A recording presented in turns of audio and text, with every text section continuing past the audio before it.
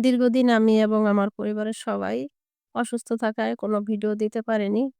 প্রায় ১২ দিন পর আরকি আজকে ভিডিওতে ভয়েস দিতে বসলাম।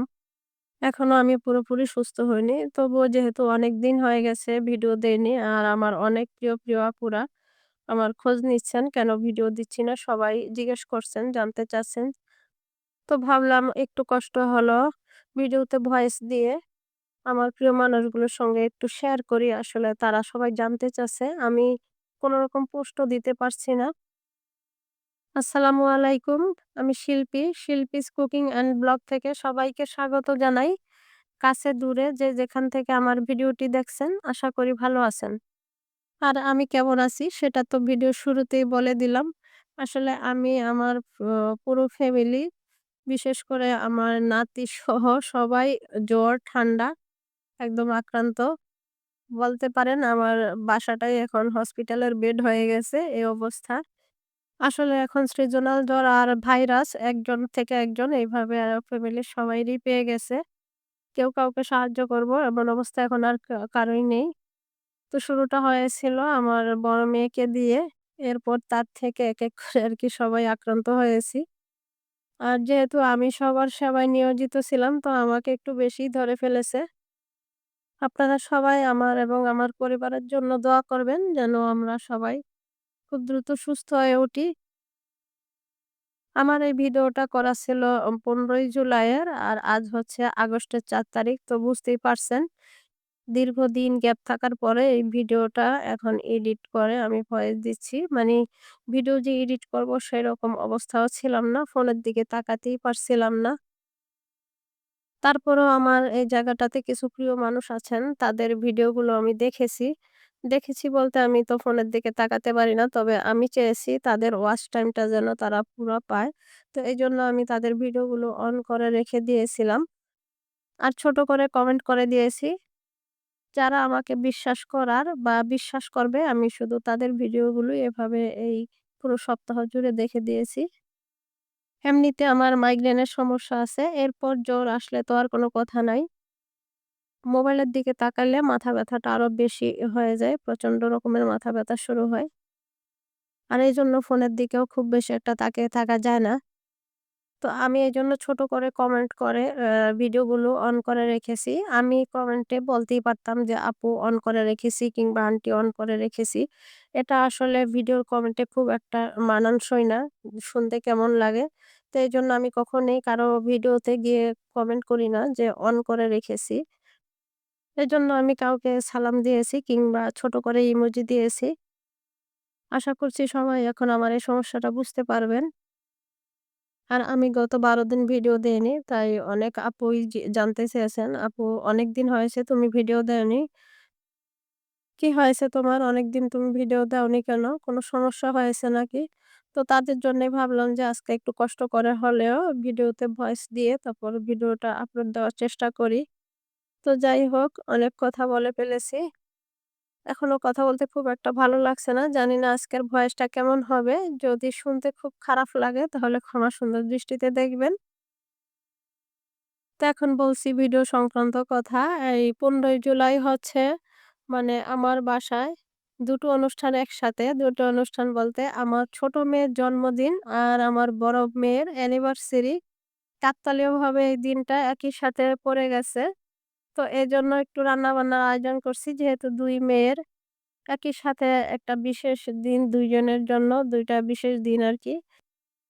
তো বড় মেয়ের অ্যানিভার্সারির আগে ছোট মেয়েকে আরকি শুধুই ১৫ জুলাই যখন বান্না করতাম বা কোনো আয়োজন করতাম, তখন শুধু মাথায় থাকতো মেয়ের বার্থডে আজকে, ছোট মেয়ের জন্মদিন। আর এখন যখন ১৫ই জুলাই আসে তখন মাথায় থাকে যে আজকে আমার বড় মেয়েরও অ্যানিভার্সারি। গিফট কিনি বা যাই কিনি ২ জনের জন্যই কিনতে হয়। কোনো আয়োজন করলেও ২ জনের কথা মাথায় রেখেই করতে হয়। গিফট কিনলেও ২ জনের কথা মাথায় রেখে ২ জনের প্রয়োজন অনুযায়ী তারপরে গিফট কিনতে হয়। আমার কাছে মনে হয় একটা মেয়ের ম্যারিড হোক বা আনম্যারিড হোক, তার জীবনে তার মায়ের ভূমিকাই সবচেয়ে বেশি থাকে। একটা মেয়ের জীবনে কি লাগবে তার স সাংসারিক জীবনে হোক বা পার্সোনাল জীবনে হোক, তার মাই সবচেয়ে বেশি ভালো বুঝে। মা যেভাবে তাকে হেল্প করবে বা সাপোর্ট করবে আসলে অন্য কেউ সেভাবে সাপোর্ট করতে পারবে না বা পারেও না। সেটা আমি আমার নিজের জীবন দিয়েও বুঝেছি। আমি এই বয়সে এসেও দেখা যায় যে একটু অসুস্থ হলে আমি আমার মাকে মিস করি। কিন্তু আমার ঘরে আমার ২ মেয়ে আছে। তাদের চেয়ে বেশি আমি আমার মাকে মিস করি। যেভাবে আমি আমার মেয়েদেরকে এখন আগলে রাখি তখন মনে হয় যেন আমার মাও তো ঠিক এভাবেই করত। যখন একজন মেয়ে মা হয় তখনও কিন্তু সেম অবস্থা। তার মায়েরই প্রয়োজন হয় বেশি। শ্বশুরবাড়ির লোকজন বা যত আপনজনই পাশে থাকুক, মাই বেশি দায়িত্ব নেয় কিংবা মাকেই বেশি দেখাশোনা করতে হয়। মা যেভাবে তার মেয়ের দায়িত্ব নেয় বা তার নবজাতক নাতি-নাতনির দায়িত্ব নেয়, অন্য কেউ সেভাবে আসলে নিতে পারে না বা নেয়ও না। আসলে আমার এই কথাগুলো একটু কঠিন শোনা যাচ্ছে বা শুনতে একটু রূঢ় শোনা যাচ্ছে। কিন্তু এটাই বাস্তব, এটাই সত্যি। মিলিয়ে দেখবেন আপনার বেলাও সেম অবস্থা। আপনার বিপদে-আপদে আপনার মাকেই বেশি পাবেন কাছে।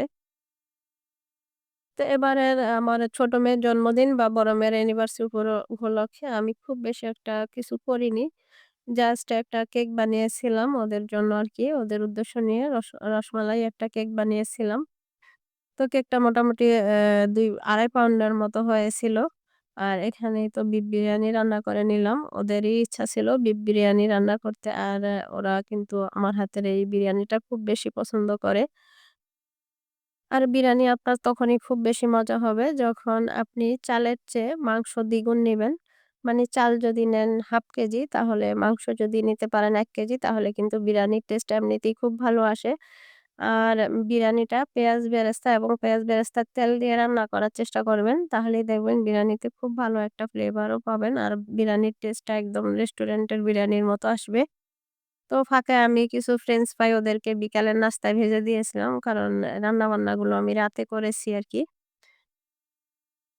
বিরিয়ানির সাথে আমি কাবাব করে নিয়েছি। আর এই তো টেবিলে ওদেরকে রাতে খাবারও দিয়ে দিয়েছি। আর এই যে কেকটাও বানিয়ে নিয়েছিলাম আমি বাসায়। আর এটা রসমালাই কেক। মোটামুটি বড় করেই বানিয়েছি। আপনার এই কেকের রেসিপিটাও আমি আমার চ্যানেলে শেয়ার করেছি। চাইলে আপনারা দেখে নিতে পারেন। ভিডিওর এ পর্যায়ে এসে আমার প্রিয় ভিউয়ার্সদের উদ্দেশ্যে একটু বলতে চাই যে, এখনো পর্যন্ত যদি আমার ভিডিওর কোনো অংশ আপনার ভালো লেগে যায়, তাহলে প্লিজ ভিডিওটিতে একটি লাইক দিয়ে দিবেন। আর আপনি যদি আজই আমার চ্যানেলে নতুন হয়ে থাকেন, তাহলে চ্যানেলটি সাবস্ক্রাইব করে আমার পাশেই থেকে যেতে পারেন। আর ভিডিওটা যদি ফেসবুক থেকে দেখে থাকেন, পেজটি ফলো দিয়ে রাখতে পারেন। এই কাজটির কোনো একটিও যদি করে দিয়ে থাকেন, তাহলে আপনাকে অসংখ্য ধন্যবাদ। তো এই তো ২ মেয়ের জন্য গিফট কিনেছি ওই যে বললাম।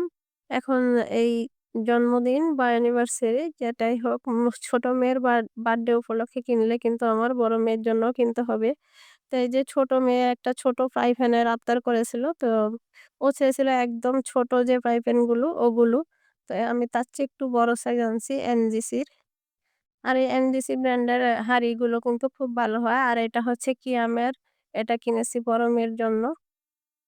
আর বড় মেয়ের জন্য আবার আলাদা করে একটা ঢাকনা কিনেছি। কারণ আমার বড় মেয়েকে কয়েকদিন আগে আমি ২৪ সাইজের একটা ফ্রাই প্যান দিয়েছিলাম গিফট। তো সেটার আর ঢাকনা কিনা হয় নাই তখন। তো এইজন্য এখন সেই ঢাকনাটাও কিনে নিয়ে এসেছি। আর আমার ছোট মেয়ের এসব ননস্টিকের হাঁড়ি-পাতিলের দিকে খুব নেশা। মানে তার খুব নাকি ভালো লাগে। তো এজন্য তাকেও একটু, একটু করে এখন থেকে কিনে গিফট দেই। নতুন ভিডিও দেখার আমন্ত্রণ জানিয়ে আজকের মতো বিদায় নিচ্ছি। আল্লাহ হাফেজ। আসসালামু আলাইকুম।